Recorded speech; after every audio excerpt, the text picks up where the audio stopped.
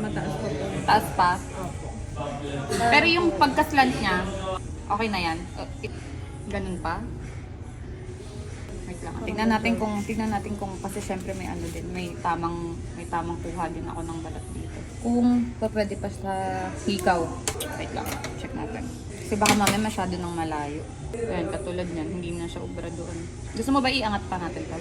Hindi na siya kaya ng eto, sa katong dulo. O gusto mo iusog natin yung ito? Doon na lang po siguro Sa una? kasi mas matatamaan na po kasi yung buhok pag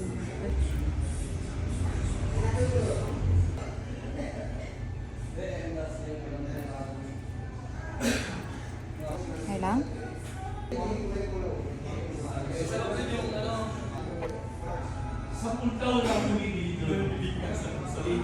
Butas na. ayun, parang di ko pa.